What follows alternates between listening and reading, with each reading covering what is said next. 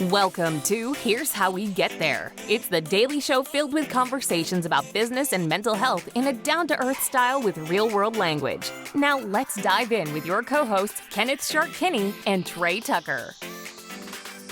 Shark, the Super Bowl matchup has been set, much to the chagrin of some, what would you call anti-Swifties? Whatever group that would be. Chagrinis. Yes, chagrinis, much to their chagrinis. This means Taylor Swift will be somewhere in the stadium cheering on her boyfriend as the Chiefs take on the 49ers. 49ers overcame a huge deficit to beat the Lions, and the Chiefs continued their winning ways and continued to have the curse on Lamar Jackson. So, your Super Bowl pick, give it to us. Interesting story, too. I think the New York Times pulled apart that roughly, believe it or not, it surprised me.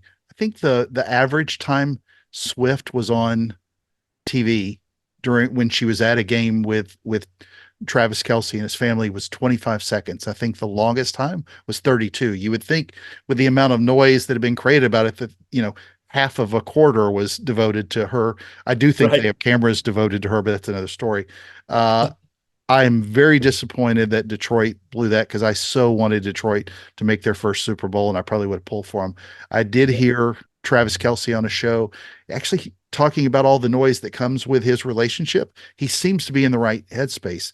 I'm going to predict, and I'll edit this again if I'm wrong. I'll re-edit this and repost it, but I'm gonna say right now that San Francisco is going to lose. I'm going to say that Kansas City is going to win the Super Bowl, and when they are awarded the Lombardi Trophy after, Taylor's going to come up on stage with him as they award it. She will be coming back from Tokyo. Right. Travis will drop down to one knee and propose to her there. Oh, there we go. Okay.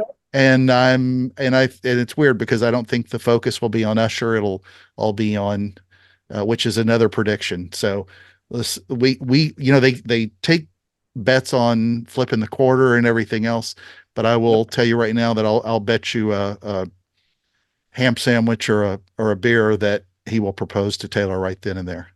I bet you there's odds on that out there somewhere. You could find them. So I'm with you. The Chiefs are going to win.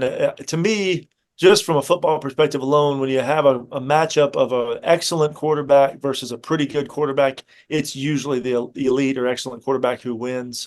And the Chiefs just seem to have it rolling right now. There's something that you got the magic, and I don't know. I feel like the 49ers might have spent their magic already climbing out of that huge hole that the Lions gave them. And I was pulling for the Lions as well. They were kind of America's sweetheart team there for a minute. So maybe they can pull it back. Well, kudos to Andy Reid, too. I mean, again, he has done so much with – it's kind of like that Belichick-Brady infancy, if you will, because this would be Mahomes' next big ring on his finger. But it's amazing how when you get a great coach and a great quarterback together, it takes other people, of course, but it really shows at what you can build with having both those parts. And I think that kind of gets overlooked because it's always the quarterback or the coach or something in between. But man, if you can make that gel, make that magic work, you can get a couple of rings. So remember that, Jerry Jones and Dak Prescott.